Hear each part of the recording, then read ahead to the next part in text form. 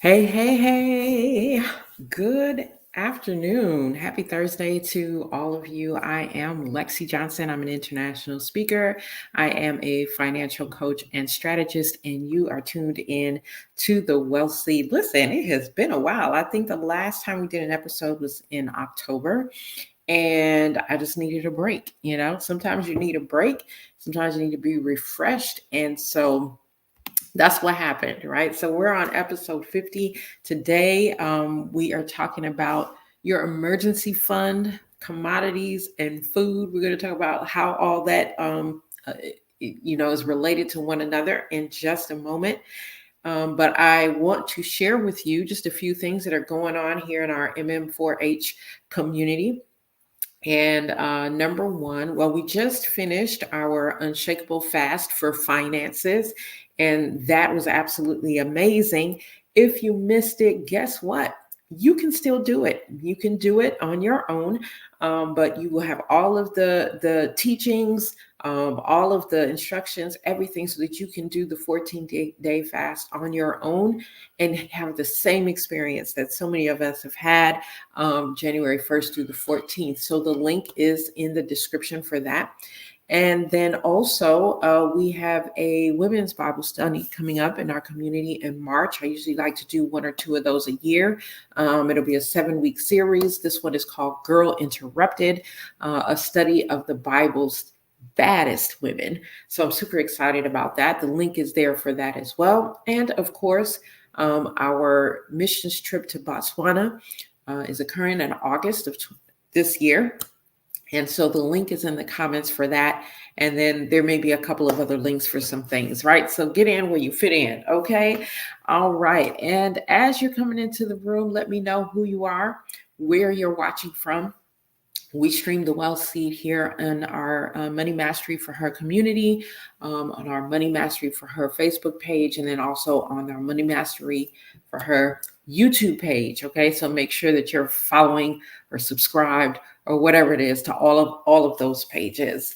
All right, so today we normally have a crazy money story, and I do, and actually it's pretty sad, actually. It's crazy and sad. So our money story today, I think my next series of money stories as we do the next few episodes are going to be on lottery winners who actually lost it all. And this happens more often than we think, because here's the truth. The truth is, just because you get a lump sum of money does not mean that you automatically know how to manage it, that you automatically now are talented with, what to do with money and where to put it so that it can grow, right? Most people who are winning the lottery are not very savvy in that way. And so unfortunately, many have lost their winnings and actually have even found themselves in worse off situations than they were before the winnings. And the truth is, that gambling and all that good stuff, right? It's not of God. And so we have to understand, the Bible tells us that we are to build wealth little by little, right? We're not to go looking for these quick fixes and these quick wins, because as quick as they come, they go, right? And for many reasons, but one, because most people just aren't ready for the type of lump sums that these may provide, right? So there was a gentleman, his name was William Budd, is what he was called. Post, William Budd Post. That was his name. He won $16.2 million in the Pennsylvania lottery, and this was in 1988. But within 1 year, he was 1 million in debt. Okay, so you went from 16.2 million, and then in 1 year, you were 1 million in debt. Can you imagine? And I know many of us might be saying, oh, if it were me, that wouldn't be, because I would, da, da, da. I'm telling you, if you don't understand how to be a good steward of your money right now, and you won the lottery right now, I'm telling you, you would lose a lot of it, right? So this is what happened to him. And I'm saying this because let's not judge him, okay? But I want to share the story because I want, people to understand that this happened. So anyway, they interviewed him, and one of the lines that he said was he wished it had never happened, right? He said it was just a total nightmare, and he wished he had never won the money. So these were some of the things that happened to him during that course of the year. He had a former girlfriend who successfully sued him for a third of his winnings. Okay. Then he had a brother. Y'all, let me tell y'all something. Hey, boy, family sometimes. He had a brother who was arrested for allegedly hiring a hitman to kill him in hopes that he would inherit a share of the winnings, right? Because he just knew his brother would leave him some of the money and he wanted to speed things up. So allegedly he hired a hitman to kill him. Crazy.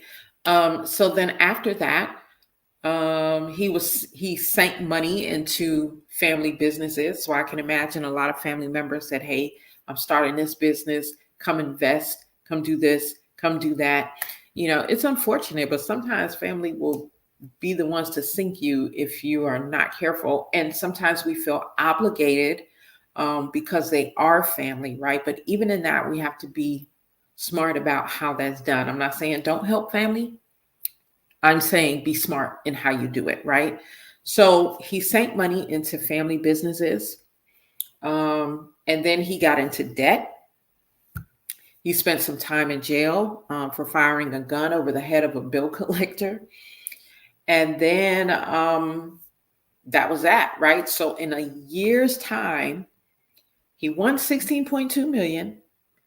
In a year's time, okay, he won that in 1988, and in 1989, he was 1 million in debt. And they said that he lived quietly on about 400. After that, he lived quietly on about $450 a month.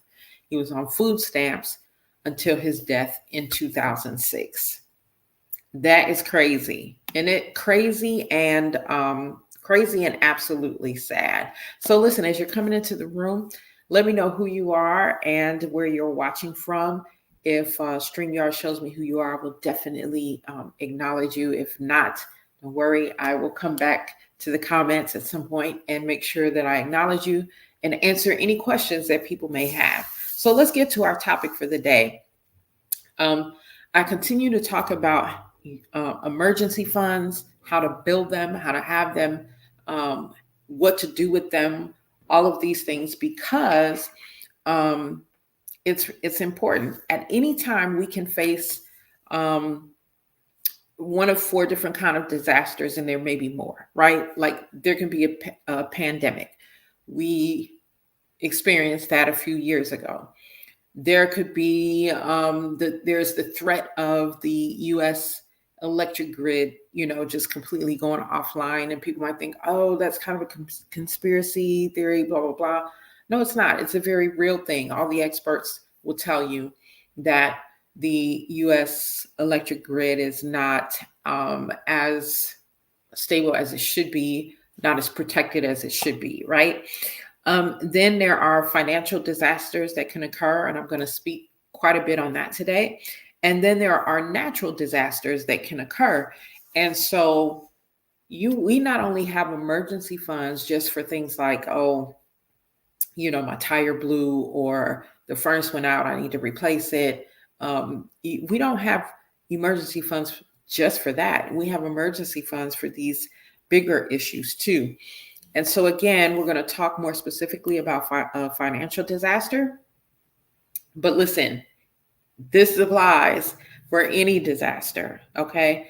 So most financial professionals, the rule of thumb is to say that, hey, you should have 3 to 6 months of your monthly expenses in an emergency fund. Now, personally, I think you should have more than that. Personally, I think people should aim for 6 to 9 and as close to 9 as they can get, or the goal is 9. And I've been starting to say, look, and once you hit the 9, go ahead and save up for a year. And the reason why I moved the line from 3 to 6 to 6 to 9, and I'm pressing and saying, hey, if you can save up a year, do that. Because when we look at the pandemic and how long that lasted, a while. And who's to say that any future types of disasters won't last more than a year? Okay, they certainly can. So I say, all right, and you make incremental goals, right? So you can start with, just to make things, because some people will look at the amount and say, wow, that's overwhelming. It might overwhelm you, and you just be like, I can't do it, I won't do it. You know what I'm saying? You just quit before you even get started. So no, you take yourself in increments, right? Get to your first month of your expenses. So let's say that, and I'm making up numbers, let's say that you spend 3,000 a month. Okay. So make your first goal to get to 3,000. How quickly can you get there? Right. Then make your next goal to get to 3 months. Right. And then after you get to the 3 months, then make your next goal to 6 months. And when you get to the 6 months of expenses, then, keep going. Right. But you got to start somewhere. And some people will also say, well, I don't really have a whole lot to get started. And, so I just don't save. Listen, if all you can do is put up $5 a week, then do that. If all you can do is put up $10 a week, then do that. Start where you can. Because here's what happens. Once you begin to do that and you see that it is growing, you're going to want to do whatever you have to do to make sure that that continues to grow, right? You begin to get this momentum. You start to love to see that you're building a little nest egg. And so it starts to become a priority. And really, that's the difference, right? Between people who say that they cannot save money, okay, that they cannot save money for an emergency, and people who can. The only difference is that the people who do have made it a priority, because it is never based on how much money you make. Some people say, well, I don't make enough. I'm only making minimum wage. I don't, blah, blah, blah. No, it's not about how much you make. Is it a priority, right? Because listen, think about it.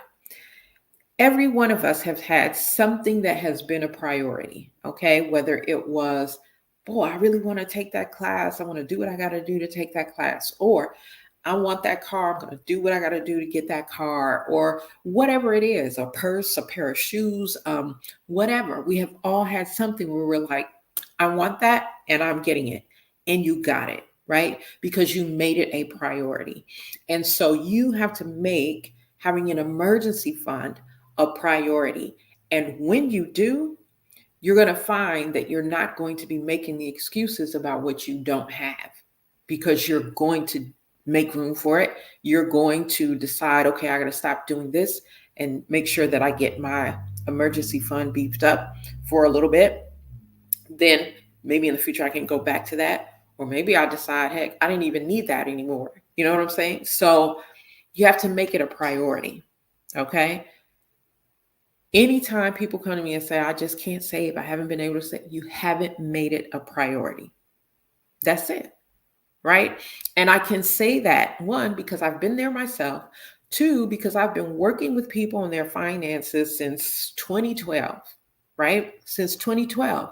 And so I know when I sit down with somebody and I look over their financial situation, I can say, you know what?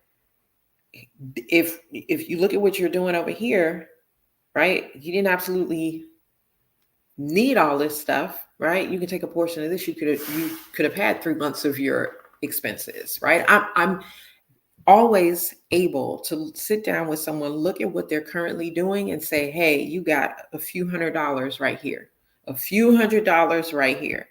If this was a priority instead of that being a priority, you would be where you need to be, right? So that's what we have to tell ourselves. We can't accept our own excuses. We cannot give ourselves any outs, right? It just, when you decide in your mind, I'm doing this, it has to be done, it'll happen. Okay. So emergency funds, we're talking about financial disasters specifically, but I already named some disasters. So now, your emergency fund actually shouldn't just be all cash. Okay, it shouldn't just be all cash. Lex, what are you talking about? Because if there's an emergency, I need some liquid money. I need cash, right? Well, if there is a natural disaster, more than money, you might need food and supplies, right?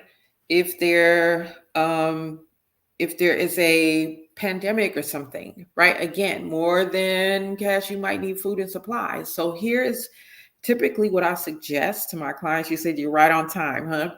Typically, what I suggest to my clients is that, okay, you're going to take your emergency fund and you're going to put a portion into gold and silver. We're going to talk extensively about that. You're going to put a portion into food, having food supplies. I believe everybody should have 6 to 9 months, even a year of food supplies. So, you know, your dried foods, your canned foods, all of those things. I believe everybody should have that. And here's the thing, because I'm talking to those of you who are in my Money Mastery for Her community. You're in my community. If you're in my community, that means you're a kingdom wealth builder. And what does that mean? That means that we know that there are going to be people who don't do this. We know there are going to be people who don't do this. And it's going to be on us to help those who did not. Okay, it's going to be on us to help those who did not. There are people in our families who will not be doing this. There are people that we just know. And so when the time comes, when there is a disaster, we have our storehouses, right? And so we're going to need to be able to have, just like it happened in the Bible. Okay, when Joseph, in the story of Joseph, I believe if you read Genesis chapter 49 and how he set up these storehouses, they had 7 years of, good times. And so in that time, they were making sure that they were putting things up in their storehouses. When the 7 year of famine came, guess what? There were families that had to come to Joseph and his staff and get food. Okay, they had to come and get food because they themselves had not prepared. They didn't have a storehouse for themselves. Okay, so it's going to happen. As kingdom wealth builders, we need to be making sure that we're doing this so that not only we can take care of our own families, but our own immediate families. But if there's extended family, if there are people in the community that we can help at the time, that's what we're here to do, right? We are called to give to the poor. All right, so I'm going to get off of that soapbox. All right, so you're going to split your emergency fund in the gold and silver. I'm coming back to that because I'm going to talk extensively about that in food and then in cash. Okay, now, why don't you want it all in cash sitting in a bank? Well, let me give you about 3 reasons. I can give you about 25, okay? But I'm going to give you 3 reasons why you don't want to have all of your emergency fund in the bank in cash, okay? When you deposit money in a bank, it is no longer yours. If you've been following me in this community for a while, you've heard me say this a few times, okay? When you deposit, it's no longer your money. That money belongs to the bank. Why do you think they can tell you how long they hold it? How long a hold is going to be? Why do you think they can tell you, they're telling you what they're going to do with their money? Why do you think when you open a new account and you put money in there and they tell you, oh, we got to hold it now for 7 days. It's a new account. We got to hold it. They don't have to, but they can because it's their money, right? So it's no longer your money. The bank owns the money. Okay. So you need to understand that. Okay. I'm giving you 3 reasons why you don't want to put all of your cash in the bank. Okay. And I'm not telling you to put your cash under your mattress either. No, I just told you gold and silver, food, and then cash in the bank. Okay. All right. So the money is not yours. Once you deposit it, it's not yours. It belongs to the bank. Number 2, they only have to keep 10% of your funds in the bank. Okay, they only have to keep 10% of your funds in the bank. 90% of it, they can loan out. Okay, 90% of it, they can loan out. This is what they call fractional reserve. You can write that down, Google it later. Okay. This is what they call fractional reserve. They only have to keep 10% of all deposits or whatever. They only have to keep 10% on hand. Okay. So think about it. If there is a financial disaster and everybody comes rushing to the bank, people are not going to get their money. Okay. Because they only have to keep 10% on hand. So when you talk about a financial disaster, right, or any disaster that is going on, people are running to the bank to get their money.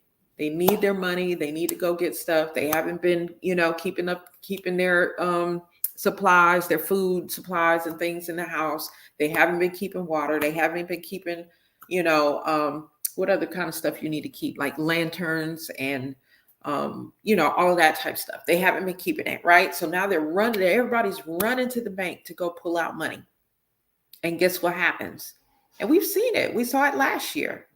We saw what we call bank runs last year, right? It was for a different reason, but we saw bank runs, right? So people make bank runs. What happens? The bank collapses. Why? Because the bank can't pay out everybody. Why? Because they don't keep your money there. They loan out 90% of it. They only have 10% of your money. Okay. They only have 10% of your money there. The rest of it is just digits on a screen. It's just numbers and digits on a screen. That's it. That's it. Your cash is not actually just sitting there. All right. So what they bank on is that not everybody in the community is coming to the bank to pull out money at the same time. All right. But when there is a disaster, financial or otherwise, everybody's coming at the same time. So the bank will collapse. Now, other people will say, okay, well, and now I'm going into the third reason why you don't want to keep all of your cash in a bank. The third reason is the FDIC. And people say, well, is FDIC insured? So, I can keep it. First of all, the FDIC only insures up to so much. I think it's $250,000. Second, so you definitely don't want to keep more than that in there. Second, the FDIC is still not designed for wide-scale disasters. It's not. So everybody in the world is rushing to the bank to get money out. Or the banks collapse. The FDIC can't bail out all the banks. It's just not designed for that. It's not. Okay? So you can continue to keep all your cash in the bank if you would like. But you can't say that I didn't share with you why you shouldn't. Okay? All right. So the FDIC is not designed for wide-scale disasters. I said I was only going to give you 3. I'm going to give you one more because I can give you 25. Okay. Hey, Mom, good to see you. Yes, I'm back. I'm back at my desk. I'm ready to go. So the fourth reason that you don't want to put all your cash, emergency cash or otherwise, in a bank is because the interest rate is ridiculous. It's absolutely ridiculous. So many of you may be thinking, okay, yeah, I don't know, investing is risky, all of that. I don't want to invest my money, so I'm just going to put it at the bank where it's safe. That is a safe loss. It's a safe loss because especially if it's in a regular savings account where you're getting 0.00001, okay, you're getting absolutely nothing on your money. So what does that mean? That means that it's not even beating inflation. So if you put $5, like this morning, I went to the store, I bought loaves of bread, 4 loaves of bread, $5.28 I spent. And that was the cheap bread, right? It wasn't even the bread that I normally get. So 4 loaves of bread. 4 loaves of bread, I spent $5.28. Let's say I put that $5.28 in the bank today and decide, let me let it sit there for a few years. Then I'll come back and get that $5, maybe 3 years down the line, 5 years down the line, 10 years down the line. I don't know. I'm going to come back. I'm going to get that $5 and it's still going to be $5 because it's not growing. And Now I'm going to take that $5. I'm going to go to the store and see if I can buy 4 loaves of bread like I did 10 years ago.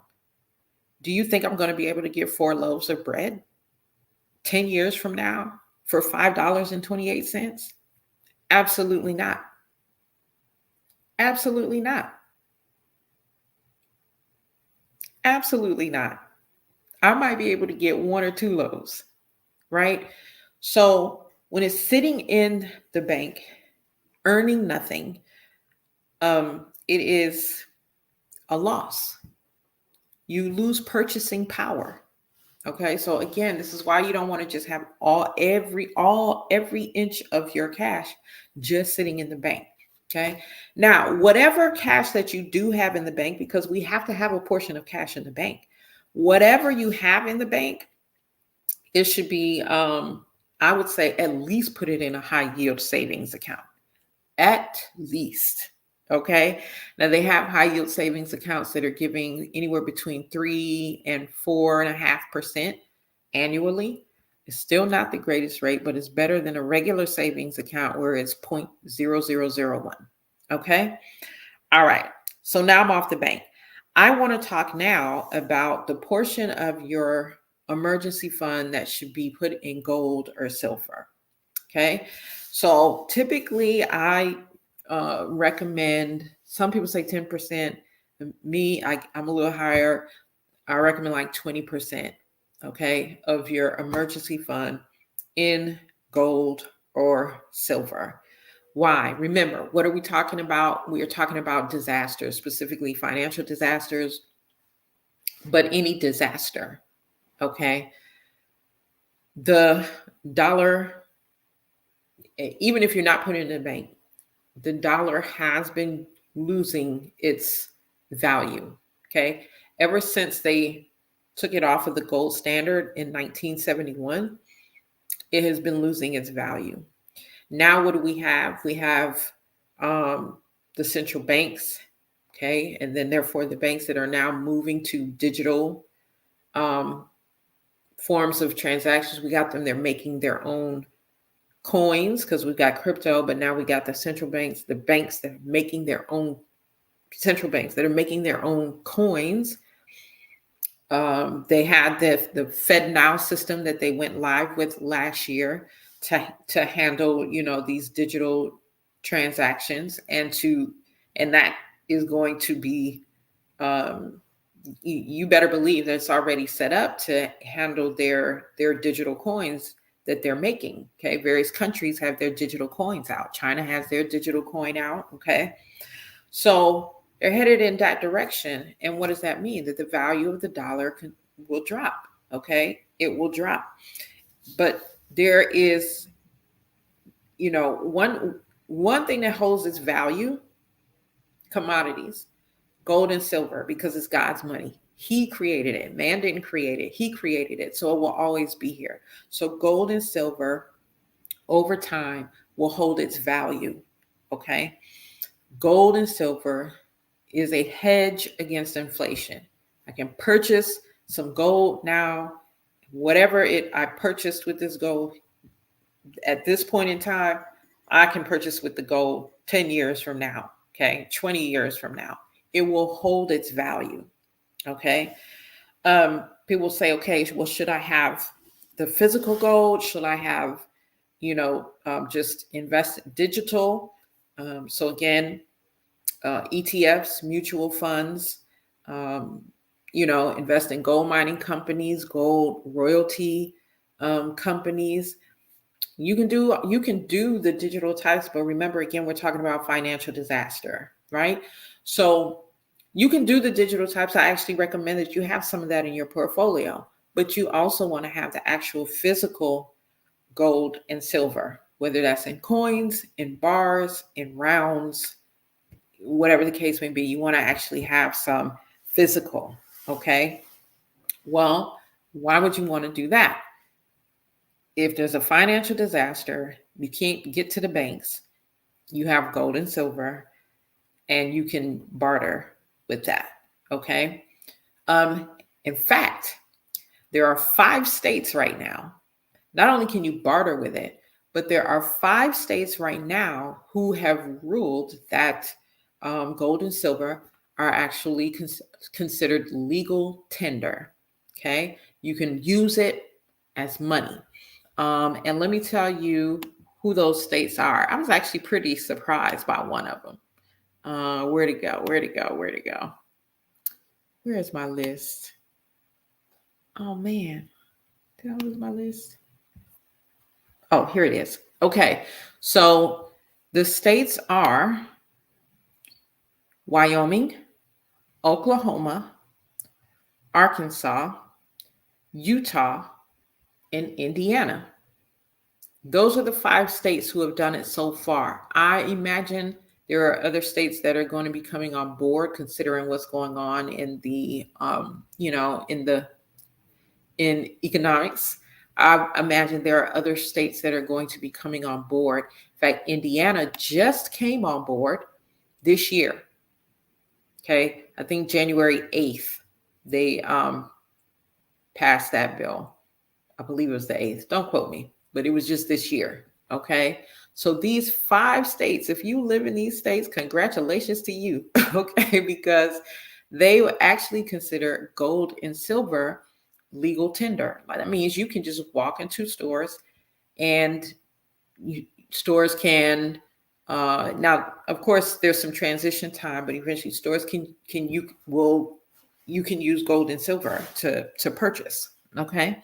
So I believe more states will continue to do that. But even if you're in a state that does not, and there's some type of financial disaster, you can usually barter for gold and silver. You can also take your gold and silver to a coin shop or a dealer, gold and silver dealer, and you can cash it in there for, whatever it's worth. You can cash it in there. Okay. And then use the cash if you can, during a financial disaster, but certainly you can use it in other types of disasters, right? Natural disasters, a pandemic, so on and so forth. Okay. So, yes, let me just kind of summarize on the gold and silver. I believe, or reiterate, summarize 20% of your emergency fund should be in gold and silver. I also believe 20% of your emergency fund should be in food and emergency supplies. Okay. And then the rest of it, if it's going to be in the bank, use cash, right? And it's in the bank, then put it in a high yield savings account. Okay. Put it in a high yield savings account. All right. When the 20% that you have in gold and silver, you can have a portion of it that are in the digital assets. So your gold and silver ETFs, mutual funds, gold mining companies, gold royalty companies. But there should also be a portion of it that's in the actual physical gold and silver bars, rounds, or coins. Okay. Next time, I'm going to talk about gold royalty companies. Okay. People have invested in gold mining companies, but gold royalty companies still seem to be, people are sleeping on those. So we're going to talk about those and next time, right? What's the difference between a gold mining company and a gold royalty company? And perhaps why you would choose one over the other to invest in. Okay, that's what we're going to be talking about next Thursday. So I thank you so much for tuning in to the 50th episode of The Wealth Seed. You guys have an amazing rest of your Thursday, and I will see you next time. If you have any questions, put them in the comments. I didn't see any as I was talking, but if you have any questions, put them in the comments, and I will be certain to address them there. You guys have an amazing rest of your day. Bye-bye.